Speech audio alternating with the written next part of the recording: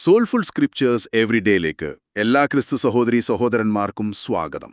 സ്വാഗതം. ഇന്ന് നമ്മൾ ഉൽപ്പത്തി പുസ്തകത്തിലെ വളരെ ഹൃദയസ്പർശിയായ ഒരധ്യായത്തിലേക്കാണ് കടന്നു ചെല്ലാൻ പോകുന്നത്. അതെ, ഉൽപ്പത്തി 48 അധ്യായം വിശ്വാസവും ദൈവീക പദ്ധതികളും പിന്നെ തലമുറകളിലേക്ക് കൈമാറുന്ന അനുഗ്രഹങ്ങളുമെല്ലാം കൂടി ഇഴചേർന്ന ഒരു ഭാഗമാണിത്. ശരിയാണ്. മരണക്കിടക്കയിൽ കിടക്കുന്ന യാക്കോബ് തന്റെ മകനായ ജോസഫിന്റെ മക്കളെ അനുഗ്രഹിക്കുന്ന ആ ഒരു നിമിഷം, ആഴമേറിയ നിമിഷങ്ങളാണത്. അപ്പോ ഈ സംഭവത്തിൽ നമുക്കായി ദൈവം ഒരുക്കിയിരിക്കുന്ന പാഠങ്ങൾ എന്തൊക്കെയാണെന്ന് നമുക്ക് ഒരുമിച്ച് പരിശോധിക്കാം. തീർച്ചയായും. അപ്പൊ കഥ തുടങ്ങുന്നത് ഈജിപ്തിലാണ്.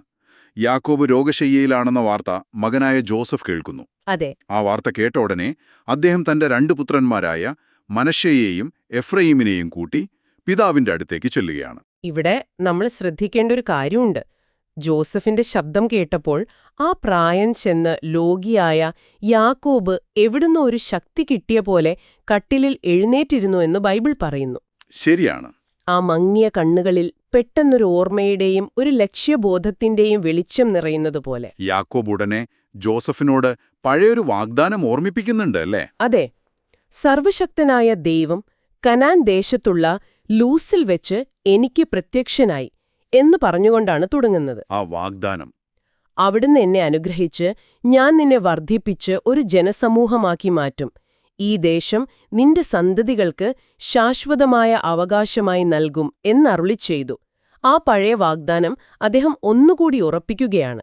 അതിനുശേഷമാണ് ഈ അധ്യായത്തിലെ ഏറ്റവും പ്രധാനപ്പെട്ട നിമിഷം വരുന്നത്. അതെ, യാക്കോബ് പറയുന്നു, ഞാൻ ഇവിടെ വരുന്നതിനു മുമ്പ് ഈജിപ്തിൽ നിനക്ക് ജനിച്ച നിന്റെ 2 പുത്രന്മാരായ എഫ്രയീമും മനശ്ശയും എനിക്കുള്ളവരാകുന്നു. ഒരു നിമിഷം, എനിക്കുള്ളവരാകുന്നു. അതെ, റൂബേനെയും ഷിമയോനെയും പോലെ അവർ എന്റേതാണ്. ഇതൊരു ദത്തെടുക്കലാണ്. പേരക്കുട്ടികളെ മക്കളായിട്ട് ദത്തെടുക്കുകയാണോ? അതെ, ഇതൊരു വലിയ സംഭവമാണ്. കാരണം ഇതിലൂടെ ജോസഫിന് ഇരട്ടി ഓഹരി ലഭിക്കുകയാണ്. അദ്ദേഹത്തിന്റെ മക്കൾ വെറും പേരക്കുട്ടികളല്ല, ഇസ്രായേലിന്റെ ഗോത്രപിതാക്കന്മാരായി മാറുകയാണ്. കൊള്ളാം. അപ്പോ ഈ ദത്തെടുക്കലിന് ശേഷം അനുഗ്രഹം നൽകാനുള്ള സമയമായി. ജോസഫ് തന്റെ മക്കളെ ഒരു പ്രത്യേക രീതിയിലാണ് യാക്കോബിന്റെ മുന്നിൽ നിർത്തുന്നത്. അതെ, വളരെ കൃത്യമായി. മൂത്തവനായ മനശ്ശയെ യാക്കോബിന്റെ വലതുവശത്തും ഇളയവനായ എഫ്രഹീമിനെ ഇടതുവശത്തും. എന്തിനാണത്? കാരണം വളരെ ലളിതമാണ്. പിതാവിന്റെ വലത് കൈ, അതായത് ഏറ്റവും വലിയ അനുഗ്രഹത്തിന്റെ കൈ, അത് മൂത്ത മകന്റെ തലയിൽ തന്നെ പതിയണം. അതായിരുന്നു അന്നത്തെ രീതി. ഓക്കേ. എന്നാൽ ഇവിടെയാണ് ദൈവീകമായൊരിടപെടൽ സംഭവിക്കുന്നത്. യാക്കോബിന്റെ കണ്ണുകൾക്ക് കാഴ്ച കുറവായിരുന്നെങ്കിലും അദ്ദേഹം മനഃപൂർവ്വം കൈകൾ പിണച്ചുവെക്കുകയാണ്. അതെ, വലത് കൈ ഇളയവനായ എഫ്രയീമിന്റെ തലയിലും ഇടത് കൈ മൂത്തവനായ മനശ്ശയുടെ തലയിലും വയ്ക്കുന്നു. ഇത് കണ്ടപ്പോൾ ജോസഫിന് ആകെ ആശയക്കുഴപ്പമായി. അദ്ദേഹം അത് തിരുത്താൻ ശ്രമിക്കുന്നുണ്ട്. അങ്ങനെയല്ല പിതാവേ, ഇവനാണ് മൂത്തവൻ എന്ന് പറയുന്നുണ്ട്. പക്ഷേ യാക്കോബ് അത് നിരസിക്കുകയാണ്. അദ്ദേഹം പറയുന്ന മറുപടി വളരെ ശ്രദ്ധേയമാണ്. എനിക്കറിയാം മകനെ, എനിക്കറിയാം. അതായത് അതൊരു അബദ്ധമായിരുന്നില്ല. അല്ലേയല്ല. എന്നിട്ട് അദ്ദേഹം പ്രവചിക്കുകയാണ്, മനശ്ശയും വലിയൊരു ജനതയായിത്തീരും. എന്നാൽ അവന്റെ അനുജൻ അവനേക്കാൾ വലിയവനാകും. അവന്റെ സന്തതികൾ ഒരു ജാതികളുടെ കൂട്ടമായി തീരും. മനുഷ്യന്റെ നിയമങ്ങളെ ദൈവം തിരുത്തി എഴുതുന്ന ഒരു നിമിഷം. കൃത്യമായി. അതിനുശേഷം യാക്കോബ് അവരെ അനുഗ്രഹിക്കുന്നു. ആ വാക്കുകൾ ശരിക്കും വളരെ മനോഹരമാണ്. എന്തായിരുന്നു ആ വാക്കുകൾ? എന്റെ പിതാക്കന്മാരായ അബ്രഹാമും ഇസ്ഹാക്കും സേവിച്ച ദൈവം, എന്റെ ജീവിതകാലം മുഴുവൻ എന്നെ മേയിച്ച ദൈവം, എല്ലാ ദോഷങ്ങളിൽ നിന്നും എന്നെ വീണ്ടെടുത്ത ദൂതൻ ഈ മക്കളെ അനുഗ്രഹിക്കുമാറാകട്ടെ. ആ വാക്കുകളിൽ അദ്ദേഹത്തിന്റെ ജീവിതം മുഴുവനുമുണ്ട്. ഉണ്ട്. എന്റെയും എന്റെ പിതാക്കന്മാരുടെയും പേര് ഇവർക്ക് നൽകപ്പെടട്ടെ.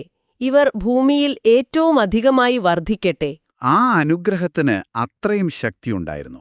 കാരണം അന്നു മുതൽ ഇസ്രയേലിൽ ഒരു അനുഗ്രഹം പറയുമ്പോൾ, അതെ, ദൈവം നിന്നെ എഫ്രയീമിനെയും മനശ്ശയെയും പോലെയാക്കട്ടെ എന്ന് പറയുന്ന ഒരു ശൈലി തന്നെ ഉണ്ടായി. അവിടെയും എപ്പോഴും ഇളയവന്റെ പേരാണ് ആദ്യം പറയുന്നത്. അതെ, എപ്പോഴും എഫ്രയീമിന്റെ പേരാദ്യം. യാക്കോബിന്റെ ആ പ്രവൃത്തി അവരുടെ സംസ്കാരത്തിന്റെ ഭാഗമായി മാറി. ഈയൊരു സംഭവത്തിൽ നിന്നും നമുക്ക് പഠിക്കാൻ ഒരുപാട് കാര്യങ്ങളുണ്ടല്ലേ? തീർച്ചയായും. ഒന്നാമതായി, ദൈവിക പദ്ധതികൾ. അത് പലപ്പോഴും നമ്മൾ പ്രതീക്ഷിക്കുന്ന പോലെയല്ല നടക്കുന്നത്. ശരിയാണ്. നമ്മൾ ബൈബിളിൽ ഉടനീളം ഇത് കാണുന്നുണ്ട്. ഇസ്മായേലിനു പകരം ഇസഹാക്ക്, ഏശാവിനു പകരം യാക്കോബ്, സഹോദരന്മാർക്ക് മുകളിൽ ജോസഫ്. ഇപ്പോൾ മനശ്ശേക്ക് മുകളിൽ എഫ്രയീം. അതെ, നമ്മുടെ ജനനക്രമമോ നമ്മുടെ യോഗ്യതയോ ഒന്നുമല്ല, ദൈവത്തിന്റെ കൃപയാണ് തിരഞ്ഞെടുപ്പിന് ആധാരമെന്ന് ഇത് നമ്മളെ ഓർമ്മിപ്പിക്കുന്നു. ഇനി രണ്ടാമത്തെ ഒരു പാഠം വിശ്വാസം കാഴ്ചയേക്കാൾ ദൂരേക്ക് കാണുന്നു എന്നതാണ്. യാക്കോബിന്റെ കണ്ണുകൾ മങ്ങിയെങ്കിലും വിശ്വാസത്താൽ അദ്ദേഹം ദൈവിക പദ്ധതി വളരെ വ്യക്തമായി കണ്ടു. നമ്മുടെ ജീവിതത്തിലും ചിലപ്പോൾ കാഴ്ച മങ്ങുന്ന അവസരങ്ങൾ വരാം. അങ്ങനെയുള്ള സമയങ്ങളിൽ ഒരുപക്ഷെ നമ്മുടെ പദ്ധതികളെല്ലാം തകിടം മറിച്ച് കൈകൾ പിണച്ച് തന്റെ വലിയ പദ്ധതികൾ നടപ്പിലാക്കുന്ന ദൈവത്തിൽ നമുക്ക് ആശ്രയിക്കാം. മൂന്നാമതായി ദത്തെടുക്കൽ എന്ന ആശയം.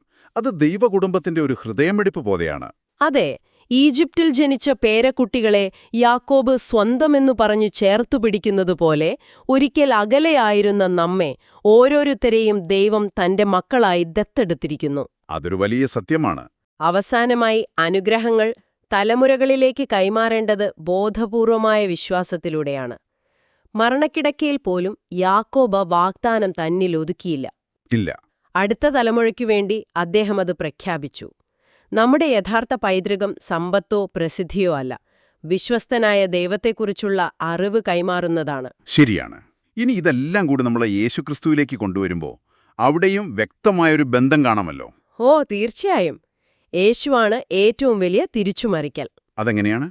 എല്ലാ സൃഷ്ടിക്കും ആദ്യജാതലായിരുന്നിട്ടും ഇളയ സഹോദരങ്ങളായ നമുക്ക്, അതായത് അയോഗ്യരായ നമുക്ക് വലിയ അവകാശം ലഭിക്കാൻ വേണ്ടി സഹിക്കുന്ന ദാസനായി മാറി യേശു. ശരിയാണ്. കുരിശിൽ പിതാവായ ദൈവം തന്റെ കൈകൾ പിണച്ച് ഏറ്റവും വലിയ അത്ഭുതം പ്രവർത്തിച്ചു എന്ന് പറയാം.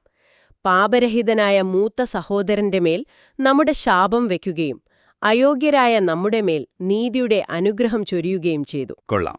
യേശുവാണ് നമ്മെ എല്ലാ നാളും വഴി നടത്തുന്ന നല്ല ഇടയൻ, എല്ലാ ദോഷങ്ങളിൽ നിന്നും നമ്മെ വീണ്ടെടുക്കുന്ന ദൂതൻ.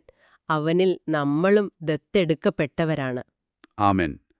ഈ അനുഗ്രഹം കൈമാറുന്നതില് യാക്കോബിനൊരു മടിയുമുണ്ടായിരുന്നില്ല. ഇല്ലായിരുന്നു. നമ്മുടെ ജീവിതത്തിൽ ദൈവത്തിന്റെ അനുഗ്രഹങ്ങൾ അടുത്ത തലമുറയ്ക്കും നമ്മുടെ ചുറ്റുമുള്ളവർക്കും കൈമാറാൻ നാം എത്രത്തോളം തയ്യാറാണ്? ഈ ഒരു ചിന്തയോടെ നമുക്ക് പ്രാർത്ഥനയിലേക്ക് കടക്കാം. സ്വർഗീയ പിതാവേ, കണ്ണുകൾക്ക് കാണാൻ കഴിയാത്തത് കാണുന്നവനും ഞങ്ങളുടെ ഗ്രാഹ്യത്തിനപ്പുറം അനുഗ്രഹിക്കാൻ വിറയ്ക്കുന്ന കൈകളെ നയിക്കുന്നവനും അങ്ങ് തന്നെ. ഞങ്ങളുടെ കഥകളിലെ പിണച്ചുവെച്ച കൃപയുടെ കരങ്ങൾക്കായി നന്ദി. ഞങ്ങൾ ആദിരല്ലാത്തപ്പോൾ ഞങ്ങളെ തെരഞ്ഞെടുത്തതിനും അന്യരായിരുന്നപ്പോൾ ഞങ്ങളെ ദത്തെടുത്തതിനും മറന്നുപോയി എന്ന് തോന്നിയപ്പോൾ ഞങ്ങളെ ഫലപുഷ്ടിയുള്ളവരാക്കിയതിനും നന്ദി. അങ്ങയുടെ കൈകൾ ഞങ്ങൾ പ്രതീക്ഷിക്കാത്ത ഇടങ്ങളിൽ പതിയുമ്പോൾ അതിനെ തിരുത്താൻ ശ്രമിക്കുന്ന ഞങ്ങളുടെ ബലഹീനമായ വിശ്വാസത്തെ ഓർത്ത് ക്ഷമിക്കണമേ.